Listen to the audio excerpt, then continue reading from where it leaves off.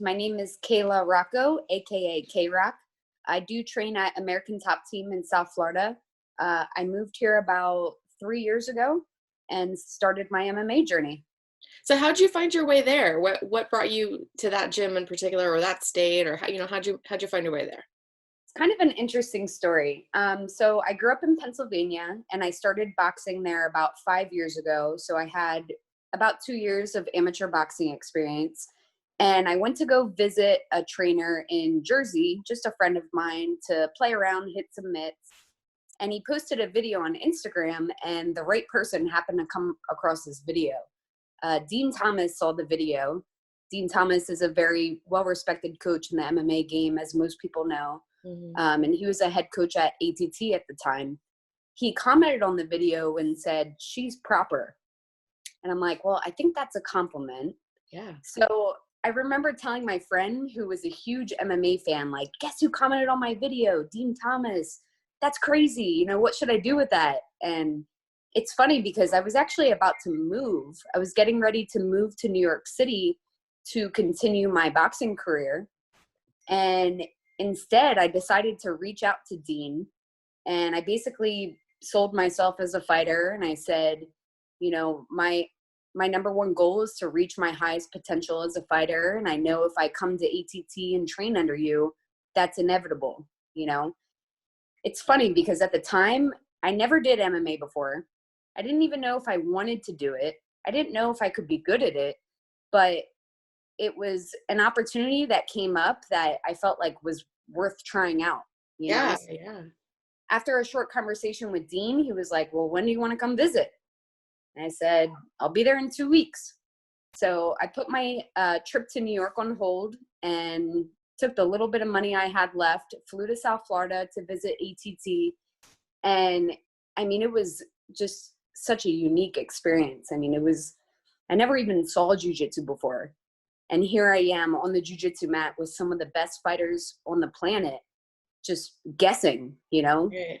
I was so lost, but I did my best, and he invited me to come back and train. And now here I am. That's crazy. That is a really cool story, because I found a little bit of a similar way into MMA. Obviously, I didn't have any boxing background, but when I came into MMA too, I didn't know anything either. So I found myself thrust into this whole new world, and it sounds very similar. What's it been like training there with all like the huge names that we all know who train there? What's a day-to-day life there? It's been such a great experience. It definitely feels different now than it did in the beginning. Obviously, in the beginning, I was just trying to survive. I remember Dean comparing it to, I was like a high school basketball player training with the Lakers. Yeah. And I really felt that. Like I felt it every day. Every single day I was in survival mode, just trying to soak up knowledge. And I was fighting a lot at the time too, just gaining amateur experience. So I was kind of thrown into the fire and was seeing if I could survive or not. Now I'm surviving and thriving. But training at ATT is amazing. I have so much knowledge to soak in from everyone, not just coaches, but fighters. And I do it. I watch fighters. I ask them questions. I ask them for advice. So there's just an endless amount of knowledge in that gym, and it's inspiring to be around. How much time do you actually get to spend with some of the, the higher level fighters? Are you actually training day to day with them, or do they kind of come in and out, or how does that work? Well, some fighters do have like more individualized training sessions. But for the most part, like all the pro fighters train together. We have pro sessions every morning, so all the pro fighters are there. So yeah, I train next to these fighters every day. I was just gonna say, my dog just heard that too. Yeah, I got a quarantine. You just went, what are you doing? You want to come say hi? So, who would you say you find like the most inspiration from in the gym? Ooh, that's tough.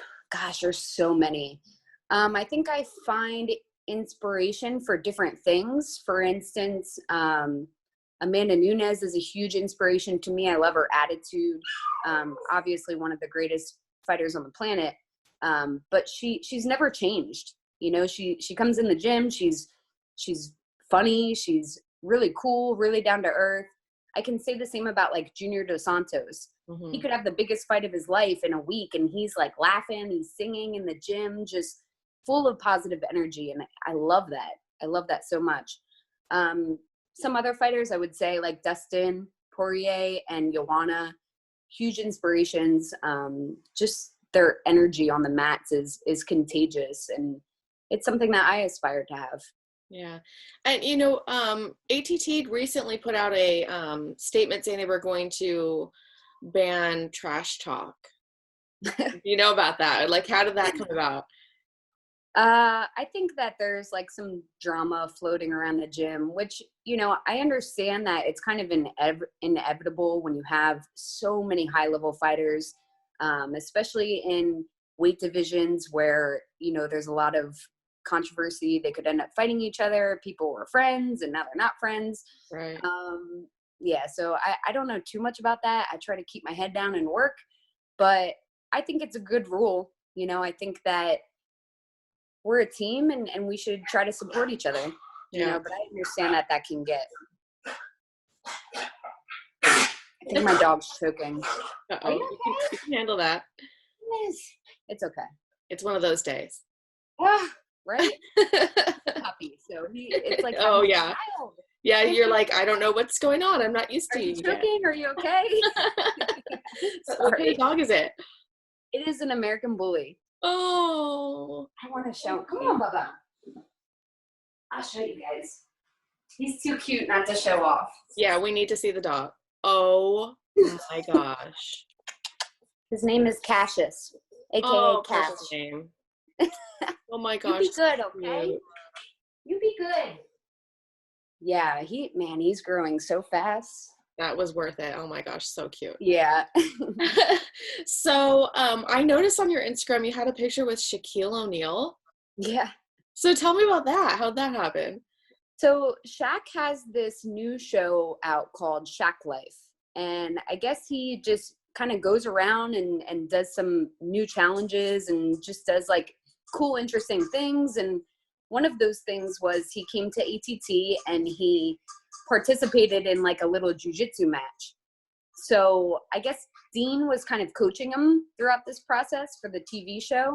Yeah. And he asked Kayla Harrison and I if she wanted to give him a little judo lesson. So we were actually featured on the episode. It was like 5 minutes long, but Kayla Harrison literally like threw me to the ground and showed Shaq this move. So it was really cool. I got some TV time. I was getting my butt kicked, but it was awesome to meet Shaq. Yeah, it was really I mean, cool. that's a once in a lifetime kind of thing for sure. And Shaq, he's another one of those guys. Like he's very, very cool, very down to earth, very nice, respectful. So yeah, it's a cool experience. So going on another kind of a different tangent here, obviously women's MMA is a little different than the general MMA, men's MMA, especially the way that fans kind of react to women fighters. And I'm curious if you've had any experience with, the way the fans interact with you. I would say a little bit. Yeah. I mean, I certainly get like those inappropriate messages and stuff like that, but I would say as far as fighting, like when I'm fighting and when I'm competing, I feel respect from fans. I don't feel like, I'm judged differently because I'm a female. If anything, I have people say like, wow, you fight like a guy, which I guess is kind of inappropriate in itself, but I take it as a compliment. Yeah. Right. But yeah, you're always going to have those weirdos like messaging you things online. But aside from that, my goal is to be respected as a fighter, and I hope that my skills can show that. Yeah. And on that note, do you have a fight schedule? Do you have like, what's the plan going forward? I know everything's up in the air right now, but I'm curious if you were affected. Like, did you have a fight that was canceled or kind of? I actually did not have a fight scheduled. I fought recently in January, and my hope was to get back in there as soon as possible, but I did not have anything scheduled before this whole quarantine came about. But, I'm staying ready and hoping to fight as soon as this is all over. Right. And with regional, local MMA there in Florida, I'm not too familiar with what goes on there. I'm here in California. So, um, is there a lot of opportunity for regional MMA there, or is it still, are you still kind of having trouble finding fights? That's a good question. There are some really, really good promotions in Florida. I think that the tough thing is finding fights. I've had some good connections with like Island Fights, which is a really good promotion run by good people, but they had trouble finding me fights. So I was kind of forced to go outside of the box to get something matched up, which stinks. But I'm hoping to really work out a deal with some of these local promotions so I can have kind of some backing moving forward in my career. Yeah. And have you spoken with anybody recently? Do you know if any of them have any plans of when they think they can resume, or are there any that you're worried about may not be able to come back? I actually have been in contact a little bit with Island Fights. They put a Facebook post up saying that they wanted to put on a show next weekend. And they were like, who's ready? And I was like, I'm always ready, Yeah. But I don't know if that's true. I think I heard that the rules in Florida are a little bit more lenient when it comes to MMA shows. I don't know if they're actually gonna put on the fight, but I did say like, hey, maybe not next weekend, but I'm ready to sign a 4-fight deal. So let me know when you guys are ready. Yeah. And speaking of that, Florida is a little bit controversial. Yeah. WWE. Yeah. And I'm just talking MMA. Yeah. But yeah, WWE has been doing their shows. Right. UFC's supposedly headed there in May. So it sounds like you're okay with fights going on during this time. Is there, I know it's kind of hard because you're stuck in the middle a little bit. To be honest, I don't agree with it. I don't think that promotions should necessarily be trying so hard to put on fights at this time. I think that, there's obviously a very serious pandemic going on, and I think that we should respect that. You're right. As fighters, it kind of puts us in a weird position, especially fighters who need the money, fighters who, need to fight in order to propel their career. So it is difficult, and it's kind of a gray area.